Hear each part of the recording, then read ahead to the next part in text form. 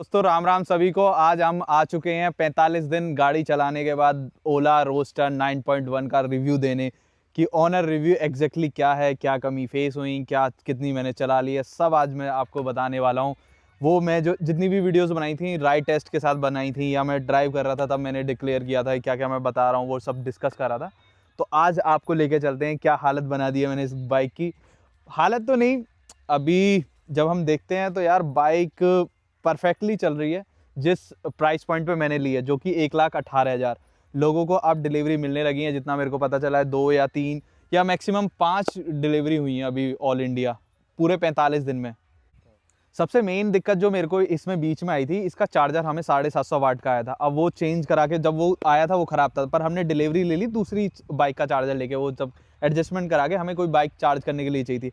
अब उसके बाद शायद अभी 10 दिन हुए हैं, उसके बाद मैंने एक कमी और फेस करी, वो भी डिस्कस करता हूँ। बट चार्जर मेरे पास 1 किलोवाट वाला आ गया है और उससे मैं अब चार्ज कर रहा हूँ। तो जिससे चार्जिंग टाइम, जो बहुत लोगों का क्वेश्चन था कि भैया कितना टाइम लेता है, यार ये चार्जिंग टाइम में पूरे 10 घंटे ले लेता है ऑन एन एवरेज, क्योंकि वोल्टेज कभी अप एंड डाउन होते हैं। अगर वैसे देखा जाए तो 9 किलोवाट की बैटरी है तो 9 घंटे 10 मिनट लेना चाहिए, लेकिन ये जो लेता है वो 10 घंटे अराउंड लेता है ऑन एन एवरेज। लेकिन मैं मैक्सिमम 3% या 5% तक ले गया हूँ, उससे कम लेके नहीं गया हूँ। तो मैं जब लोएस्ट परसेंटेज ले गया फिर उससे 100% या 95, मेरा मेन फोकस रहता है 20% से नीचे लाऊं और फिर चार्ज करके 85, 80, 90 तक ले जाऊं। लेकिन उसने चलाने के बाद अगर मैं डिस्कस करता हूं कि मैंने अभी तक कितनी चला ली है, तो मैं आपको मीटर दिखा देता हूं। 3150 चला दी है 45 दिन में। जब मैं अब ये ग्लिच आप देख पा रहे हो, ये मेरे को आ रहा है 9 तारीख से, जब से मेरा फ़ोन डिस्कनेक्ट हुआ। मैंने ये सर्विस सेंटर पे भी दिखा लिया, उसके बाद भी कोई इशू नहीं। ये ऑन हो रहा है, ऑफ हो रहा है, वो भी 1-2 घंटे लगे हुए हैं कि धीरे धीरे हो जाएगा चेंज। उनके फ़ोन से कनेक्ट हो गया था, पर ना तो मेरे एंड्रॉयड फ़ोन से कनेक्ट हो रहा है या ये आईफोन से भी नहीं हो रहा और ना एंड्रॉयड से हो रहा, दोनों चीज़ों से। अब ये रिबूट चलता ही रहेगा, अब जब तक इसको बंद चालू दोबारा ना करें तो ये करता ही रहेगा ऑन ऑफ। और ये क्या है, स्लीपिंग मोड में है बाइक। उसके बाद मैं ट्राई कर रहा हूँ कि हो जाए चीज़ें सॉल्व आउट, बट अभी लग रहा है कि उन्होंने बोला है अभी थोड़ा सा नया सॉफ्टवेयर है उसकी वजह से ग्लिच है। पर ये है कि 10-15 सेकंड रहता है ये वाला ग्लिच, फिर उसके बाद चलने लग जाता है। आज एक और पॉइंट मैं वो डिस्कस करना भूल गया था कि यार गाड़ी पे कंफर्ट कैसा है, लोगों को कैसा रेस्पॉन्स आ रहा है, कि कितने लॉन्ग रूट पे चल पाते हैं। यार कंफर्ट के मामले में बहुत डल थी ये बाइक। जो सीट आ रही है वो सबको पता है कि 4.5 में भी वही सीट है और 9.1 में भी वही सीट है। तो मैंने इसको अपने कस्टमाइज़ करवा के सीट कवर लगवाया, जो काफ़ी मेरे को 700-800 रुपये का पड़ा था। But this is well and good. अब मेरे को थोड़ा सा कंफर्ट लग रहा है क्योंकि मैंने इसमें 2-2 इंच कुशन लगवा दिया है, तो उसके बाद बेटर हो गया है। थोड़े सॉकर्स में है इशू, इसका सॉकर्स की बात करूं, और चैन कवर अगर इनका प्रॉपर हो जाता तो वो मिट्टी इतनी ज़्यादा मैं साफ़ कर लेता हूँ, 1-2 बार ही करी है। बट यार वो भी एक इशू है कि उसकी वजह से रेंज डाउन और वो हो जाती है। मैं क्लीनिंग करके दोबारा करूँगा वो चीज़।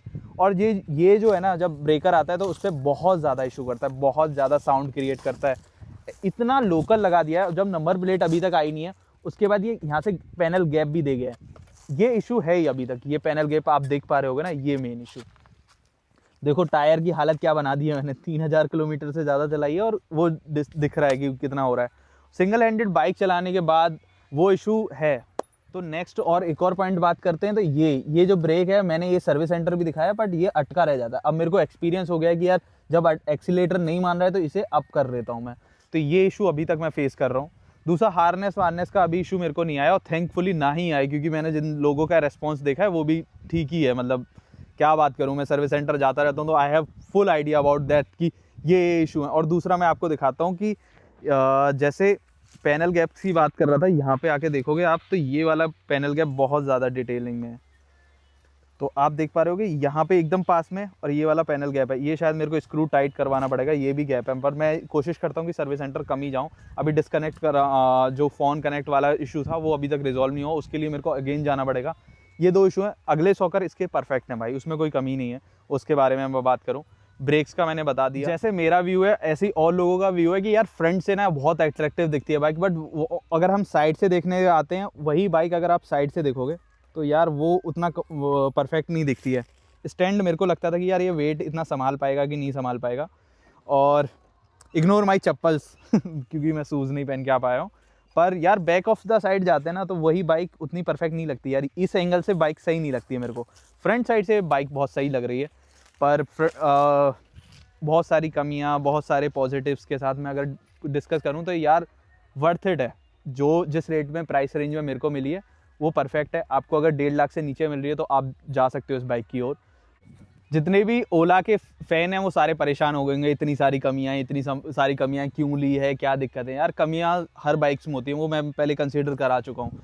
अब मैं बात करता हूँ कि रेंज कैसी मेरे को दे रही है। 2 बंदों के साथ 200 किलोमीटर 80 पे चलाता हूँ मैं अगर ऑन एन एवरेज, तो यार 200 पहुँच जाती है, क्योंकि 15% का वो इको वाला पॉइंट रहता है, और 15% जब इको मोड लग जाता है तो 3 किलोमीटर की दे देती है रेंज पर परसेंटेज। तो मतलब 15% में अगर 2 लोग हो तो आप 45 चल जाती है।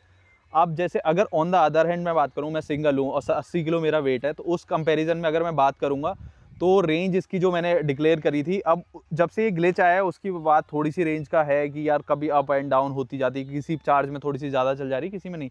पर अगर मैं बात करूँ तो 200 से लेके 300 है। जैसे स्पोर्ट्स मोड में 200 चलेगी, और मैं नॉर्मल मोड में बात करूँ तो 250 चलेगी, और इको मोड में बात करूँ तो 300 से 350 चलती है। वो डिपेंड करता है कि आप नॉर्मली पूरा हाईवे पे चलाओगे तो 350 चल जाएगी, और अगर आप बंद चालू मार्केट सिटी एवरीथिंग चलाओगे तो मिनिमम 300 चल जाएगी। वो मेरा इस बाइक के साथ रेस्पॉन्स है। और जैसा मैंने और भी लोगों से डिस्कस किया जिनके पास 4.5 किलो वाट है, तो उनका सेम टू सेम हाफ है। वो बोलते हैं कि 100 चल जाती है हमारी, और हम बहुत ज़्यादा रेंज वो करके चलाते हैं कि ऐसे वैसे करके, तो उनका मैक्सिमम 150 या 170 या मैक्सिमम 180 वाला सुना है मैंने, जितना मेरा एक्सपीरियंस है 4.5 किलो वाट वालों से। तो 9.1 अब मेरे को पता है कि भाई ये कंफर्म 300 चल जाएगी। अगर आप स्प्लेंडर की ओर जा रहे हो तो उसके कंपैरिजन में देखा जाए तो परफेक्ट बाइक है। बट जो इनका जो प्राइसिंग है यार 1,90,000, वो मेरे को थोड़ा ज़्यादा लगता है। इनको थोड़ा सा कम कर लेना चाहिए जिस हिसाब की ये क्वालिटी डिलीवर कर रहे हैं। अगर आपको लगता है डेली यूज़ करने वाले हो मेरी तरह, जैसे मैं डेली यूज़ करता हूँ, आप शाम को आके चार्ज कर ले, तो यार एक बंदा, कोई भी बंदा अगर मैं जानता हूँ बाइक से 200 kilometre daily up down, 100 kilometre daily up down करेगा तो 200 किलोमीटर बनते हैं, तो वो तो तब भी ये बाइक अच्छा रेस्पॉन्स दे देगी उस बंदे के लिए। डेली यूज़ के लिए बाइक परफेक्ट है, क्योंकि इसके जो कंपैरिजन में रिवॉल्ट की 10 किलो वाट वाली आ रही है वो भी सेम रेंज दे रही है, तो वो आपको 4,75,000 4,80,000 के अराउंड मिलती है। और तो अगर हम बात करें यार इसके टूल बॉक्स की, तो ये 1 किलो वाट वाला चार्जर सेम साइज़ का है। अभी मैं चार्ज भी करके आया था। ये इन्होंने एक फर्स्ट एड दी है और एक छोटा सा टूल्स दी है। बाकी ये एरिया आप लोग देख चुके होंगे, और ये भी मैंने एक बार ही ख़राब कर लिया था, पर मैं चेंज करवा के ले आया हूँ, क्योंकि वो आपको अगर चार्ज करना है तो 1 किलो वाट वाला बोर्ड होना चाहिए यार, 4 mm की एटलीस्ट केबल होनी चाहिए, और वो जो आपका प्लग है वो लोड उठाता हो 1 किलो वाट का 15 एम्पियर 16 एम्पियर के मुकाबले। और ये सीट उस हिसाब से थोड़ी सी बेटर हो गई है, अब लॉक करने की कोई ज़रूरत नहीं है। और मैंने ये खुलते हुए भी देखी है बाइक, जब मैं सर्विस सेंटर गया था तो और बाइक्स भी खुली थी, ये तो नहीं खुलवाई है मैंने। और दूसरा ये चार्जिंग सॉकेट शायद मैंने और वीडियोस में डिस्कस नहीं किया था, ये चार्जिंग के लिए आप यूज़ कर सकते हो, इतना फास्ट नहीं है, पर अगर आपका फ़ोन थोड़ा सा ज़्यादा मतलब आपको हेल्पफुल है वो चीज़ भी। बाकी मेरे एंड से अगर मैं बात करूं तो यार मेरे को अभी तक ये रिस्पॉन्स रहा है कि आप गो फॉर इट, कि आप जा सकते हो, परफेक्ट बाइक है। कोई प्रमोशनल वीडियो नहीं मिली है मेरे को रिगार्डिंग दिस कि यार ये पैसा मिला है मेरे को ओला से। और भी बाइक्स हैं जो मैं यूज़ करता हूँ, वहीं मैं हंटर 360 350 की भी मैंने वीडियोस भी डाली थी, उस पर इतना अच्छा रिस्पॉन्स नहीं आया।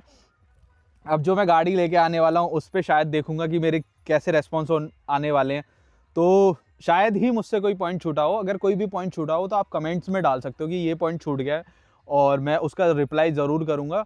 बाकी अभी तक जो गाड़ी का भी रिव्यू बहुत जल्दी आने वाला है, वो जल्दी से डिलीवरी मिले और फिर फटाफट से हम रिव्यू लेके आने वाले हैं। तब तक के लिए यार चैनल सब्सक्राइब कर लो, और thank you for watching till now.